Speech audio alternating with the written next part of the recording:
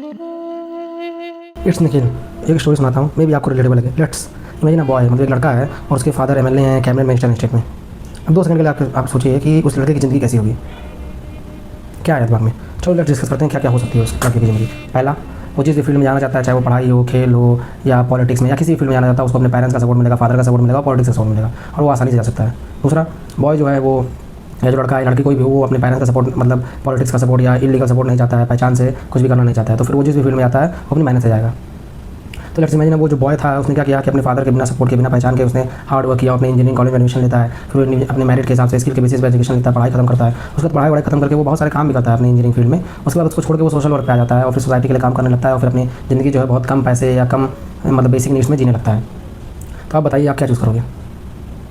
हमारा तो पता नहीं हम क्या चूज़ करेंगे, पर किसी ने सेकंड ऑप्शन चूज़ किया और फिर उसने क्या किया, सोसाइटी के लिए बहुत सारे काम किए, जैसे लद्दाख रीजन में आइस स्तूपा बनवाए, आर्टिफिशियल ग्लेशियर जिसे हम कहते हैं। मिलिट्री के लिए एनर्जी एफिशिएंट कैंप बनवाए, जिसके अंदर जो हीट है वो जो कोल्ड टेम्परेचर में अंदर हीट प्रोड्यूस होती रहे। और बच्चों की पढ़ाई के लिए बहुत किया। एजुकेशन सिस्टम में अच्छा खासा बदलाव लाया। वहाँ की जो लिटरेसी रेट थी 10th क्लास की, वो 5% से 75% तक पहुँचाया। तो उसने बहुत सारा काम किया।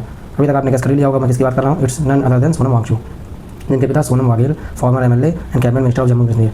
और अब वो इंसान जो है हमारे जैसे बच्चों के लिए ही जंतर मंतर पर प्रोटेस्ट कर रहा है, उनके एजुकेशन में चेंज लाने के लिए। पर अभी भी कुछ लोग जो हैं उसको बदनाम करने में लगे हुए हैं, चाइनीज़ एजेंट बुला के, पता नहीं क्या क्या। मैं नहीं कह रहा किसी को ब्लाइंडली फॉलो करो, पर किसी को ब्लेम करने से पहले थोड़ा सोचो, समझो और पढ़ो उसके बारे में, फिर उसको ब्लेम करो। ना कि ब्लाइंडली किसी को फॉलो कर रहा, कभी कुछ देखा कभी कुछ देखा।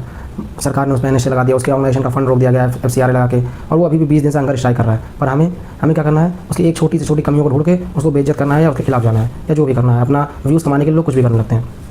मैं नहीं कह रहा कि किसी को ब्लाइंडली सपोर्ट करो, पर कम से कम सोचो, समझो, जानो। उसको ऐसे मत ब्लेम करो। मान लो कल को वो अपने भूख था या कुछ था, मान लो कल को कोई ड्रिंक पी लेता है या कोई एनर्जी ड्रिंक थोड़ा सा पी लेता है, तो अगर एक दिन ड्रिंक पी लेता है तो उससे आपका क्या हो गया। वो आपके लिए लड़ रहा है, ना कि किसी और के लिए लड़ रहा है। उसकी ज़िंदगी में ना उसको डॉक्टर बनना है, ना उसके घर वालों को डॉक्टर बनना है, वो आपके लिए लड़ रहा था। एक दिन ड्रिंक पी लिया तो फिर क्या होगा कि जो जनता उसके सपोर्ट में थी, कल को उसके आगे में आ जाएगी, देखो ये ड्रिंक पी रहा है, फास्ट नहीं कर रहा है, ये वो कि वो बाथरूम में जाके खाता है, ये खाता है, पता नहीं क्या क्या लोग फैला रहे हैं।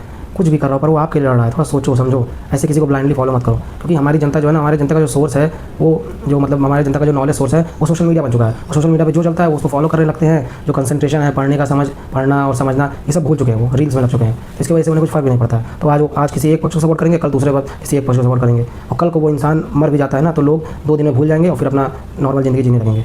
यही दिक्कत है हमें। तो थोड़ा लॉन्ग टर्म सोचो, शॉर्ट टर्म गेन की नहीं सोचो। थोड़ा लॉन्ग टर्म सोचो। शॉर्ट टर्म में अगर तुम पॉपुलर हो जाओ किसी को बदनाम करके, तो फिर लॉन्ग टर्म में तुम्हारा कोई फ़ायदा नहीं होने वाला। तो थोड़ा लॉन्ग टर्म सोचो। जय हिंद।